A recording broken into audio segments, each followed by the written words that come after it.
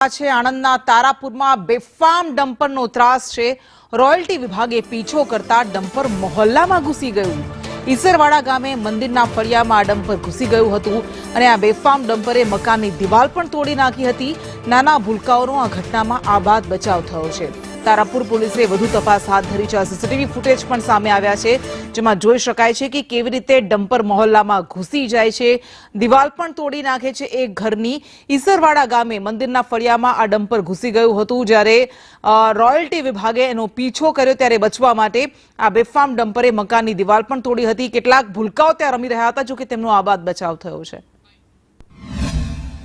અમે તો હું ના દીકરીને મારા ભાણિયા ઉતારીને ઘરમાં હતા અને એકદમ જ તે મોટો અવાજ આવ્યો તે અને પછી બીજી વારનો ફરી અવાજ આવ્યો તે કાંકરા પડ્યા ને તો અમારા મનમાં કા વાંદરા કૂદતા હશે તે ફરી મોટો બીજી વાર અવાજ આવ્યો ને પાછા બહાર અમે નાહાના ચાયા હતા તો ડંફળિયા વાળો ઉડારા આવીને ઘસેડીને જતો રહ્યો અમારી દિવાલને। હા, એ દિવાલ છે, મકાન છે કે જે ગત 2 દિવસ પહેલા અહીંયા જે બનાવ બનવા પામ્યો હતો કે એક ડમ્પર ચાલક બેફામ રીતે ગામની અંદર પ્રવેશ્યો હતો। કારણ એ હતું કે રોયલ્ટી ડિપાર્ટમેન્ટની જે રેડ હતી એ રેડ દરમિયાન ડમ્પર ચાલકો બેફામ ભાગ્યા હતા। જો કે આ ઈસરવાડા ગામની અંદર એ જગા પર પ્રવેશ કર્યો હતો કે જ્યાં એક લગ્ન પ્રસંગ પણ ચાલુ હતો, પરંતુ કદાચ એ લોકો બચી ગયા, પરંતુ જે ડમ્પર ચાલક જે છે ડમ્પર ચાલકે બીજા ફળિયાની અંદર આ ડમ્પર બેફામ રીતે ઘુસાડેલું હતું। ડમ્પરની અંદર અત્યારે કપચી હોવાનું માલુમ પડ્યું છે, પરંતુ સવાલ સૌથી મોટો તારાપુર પોલીસ પર એ ઉઠે છે કે